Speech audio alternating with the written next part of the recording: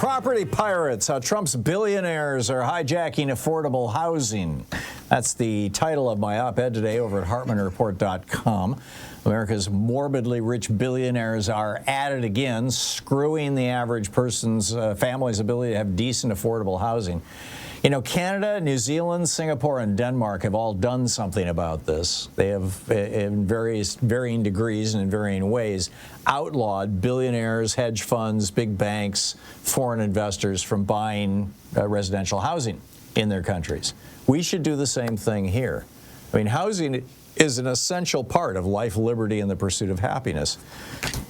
I noted, I think on Monday, I talked about this, how it's actually in my new book, The Hidden History of the American Dream.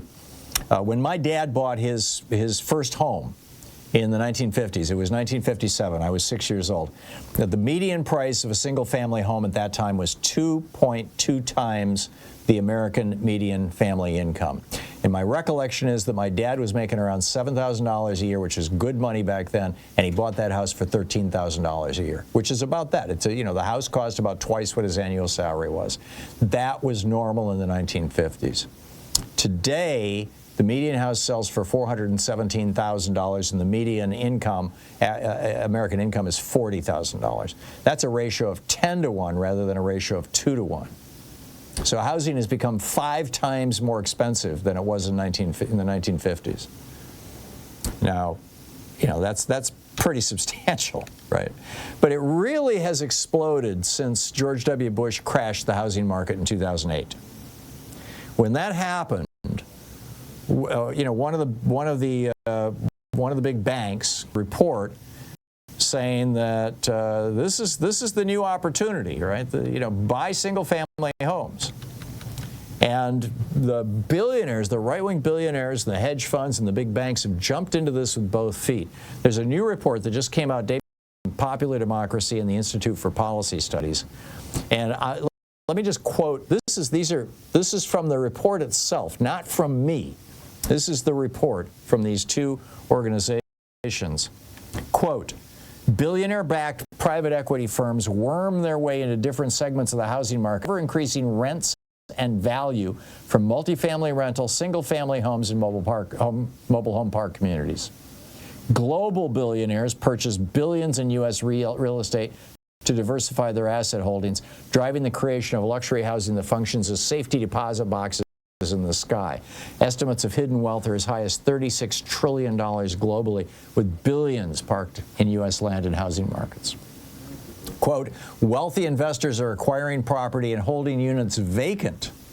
The number of vacant units greatly exceeds the number of unhoused people. Nationwide, there are 16 million vacant homes, 28 vacant homes for every unhoused person. Quote, billionaire investors are buying up large segments of the short-term rental market, preventing local residents from living in these homes in order to cash in on tourism. These are not small owners with one unit, but corporate owners with multiple properties. And, quote, billionaire investors and corporate landlords are targeting communities of color and low-income residents in particular, with rent increases, high rates of eviction, and unhealthy living conditions. What's more, billionaire-owned private equity firms are investing in subsidized housing, enjoying tax breaks and public benefits, while raising rents and evicting low-income tenants from housing they are only required to keep affordable temporarily. Everywhere you look in America, you're seeing this problem. We're seeing homelessness all over this country. And it turns out that 32% is the magic number that triggers homelessness. When the cost of housing in a community exceeds 32% of the average income in that community, homelessness begins to grow. It's mathematically measurable. And this was from a study by Zillow. And they say across the country, the rent burden already exceeds the 32% of median income threshold in 100 out of 386 markets included in this analysis. They write, this is from Zillow, quote, this research demonstrates that the homeless population climbs faster when rent affordability, the share of income people spend on rent, crosses certain thresholds, in this case 32%. In many areas beyond these thresholds, even modest rent increases can push thousands more Americans into homelessness. And, you know, I quote from articles in the Wall Street Journal and, you know, a book about this, the Bank of International Settlements, The Blackstone Group, which is largely owned and run by billionaire Steven Schwarzman, who's a big supporter of Donald Trump. Blackstone Group is now the world's largest real estate investment firm. At the time, they were buying $150 million worth of American houses every week, trying to spend over $10 billion. This is from the study from Popular Democracy and the Institute for Policy Studies. Quote, Blackstone, billionaire Steven Schwarzman's Blackstone is the largest corporate landlord in the world with a vast and diversified real estate portfolio. It owns more than 300,000 residential units across the U.S., has $1 trillion in global assets, and nearly doubled its profits in 2021. Blackstone owns 149,000 multifamily apartment units, 63,000 single-family homes, 70 mobile home parks with 13,000 lots, and student housing through the American campus communities with 144,300 beds in 205 properties. They recently acquired 95,000 properties of subsidized housing. So they're getting into the business where Jared Kushner and his dad made their fortunes. In 2018, we don't have more recent numbers right now, but in 2018, corporations and the billionaires that own or run them bought 1 out of every 10 homes sold in America. And it's gotten worse every year since then.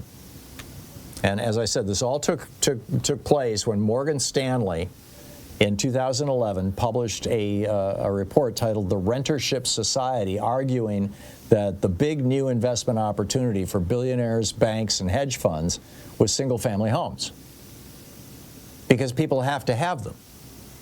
I mean, you'll do just about anything to not end up sleeping on the street, including paying, half your paycheck over to a landlord. And as a result, Warren Buffett, KKR, the Carlyle Group, they've all jumped into residential real estate in a big way. John Husing, who is the owner of Economics and Politics Inc., told the Tennessean newspaper, what you have are neighborhoods that are essentially unregulated apartment houses. It could be disastrous for the city. As Zillow found, quote, the areas that are most vulnerable to rising rents, unaffordability, and poverty hold the U.S. population, and 47% of people experiencing homelessness. In other words, the more the billionaires invade the housing market, and they are doing it like, I mean, it's like, cockroaches overrunning the kitchen, right? The more the billionaires dominate the housing market, the more you see homelessness. You're driving down the street and you see homeless people by the side of the street. You see tents out there by the side of the freeway. It's billionaire investors that are largely driving this process. So what do we do about this? We outlaw it. It's very simple. You say, okay, you can own 3 single-family homes in America, period.